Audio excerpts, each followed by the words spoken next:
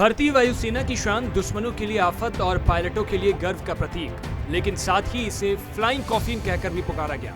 आज बात उस फाइटर जेट की जिसने भारतीय आसमान पर 6 दशक तक राज किया। साल 1963 में भारतीय वायुसेना में शामिल हुआ सोवियत यूनियन का बनाया MiG-21।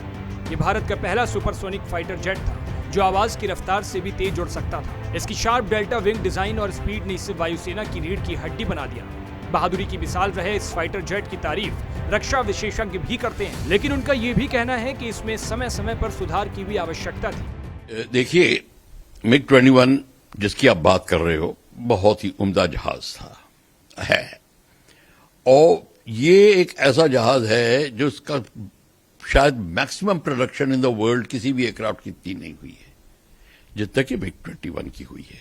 MiG-21 को हिंदुस्तान की वायुसेना में 1963 में जोड़ा गया और 63 में जोड़ने के बाद में इसने 65 की लड़ाई में, 71 की लड़ाई में, 99 की लड़ाई में, बालाकोट स्ट्राइक में, ऑपरेशन सिंदूर में हर एक में बहुत शानदार रोल निभाया।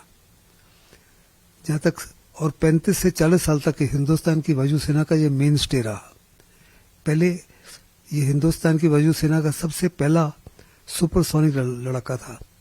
इसको भी रिप्लेस किया जाएगा 62 ईयर्स के बाद में तेजस 1 के साथ में। 1965 और 1971 की जंग में MiG-21 ने अपनी ताकत साबित की। एयर डोमिनेंस से लेकर दुश्मन के ठिकानों पर सटीक वार तक MiG-21 ने कई बार इतिहास रचा। समय के साथ इसमें अपग्रेड करके बाइसन वर्जन शामिल किए गए, लेकिन हादसों की लंबी फहरिस्त के कारण इसे फ्लाइंग कॉफिन भी कहा जाने लगा। आपको बता दें कि यह पहली बार 1963 में शामिल हुआ। इसकी स्पीड की बात करें तो 2175 किलोमीटर प्रति घंटा। सर्विस में कुल संख्या की बात करें तो लगभग 870।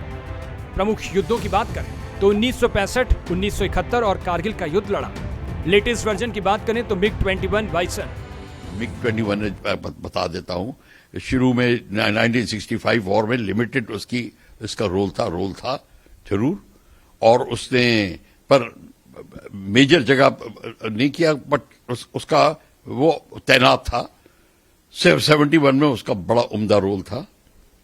उसके बाद आपने कारगिल की लड़ाई में देखा MiG-21 ने बहुत ही अहम भूमिका, नाइट बॉम्बिंग करी उसने वैली के अंदर जाके लो लेवल कारगिल वॉर। और अभी आपने लास्ट में बालाकोट में देखा था MiG-21 का प्रदर्शन, अभिनंदन का केस, सब पता है आपको।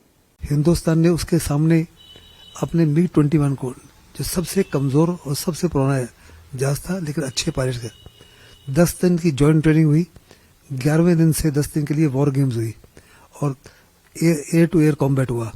10 में से 9 एयर टू एयर कॉम्बैट में हमारा MiG-21 F-16 और F-18 के ऊपर भारी पड़ा। 6 दशकों तक भारतीय वायुसेना की ताकत बना MiG-21 अब अपने आखिरी चरण में है। इसके बचे हुए स्क्वाड्रन को धीरे धीरे रिटायर किया जा रहा है, लेकिन देश की रक्षा में इसकी भूमिका को कभी भुलाया नहीं जा सकता।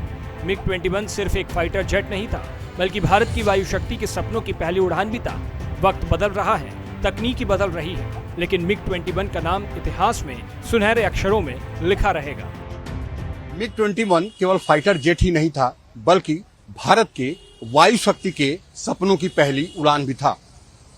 वक्त बदल रहा है, तकनीक बदल रही है, भारत रक्षा के क्षेत्र में आत्मनिर्भर हो रहा है, लेकिन इन सब के बीच MiG-21 का नाम इतिहास के सुनहरे अक्षरों में जरूर लिखा रहेगा। कैमरा पर्सन मनु के साथ राकेश, भारत एक्सप्रेस, दिल्ली।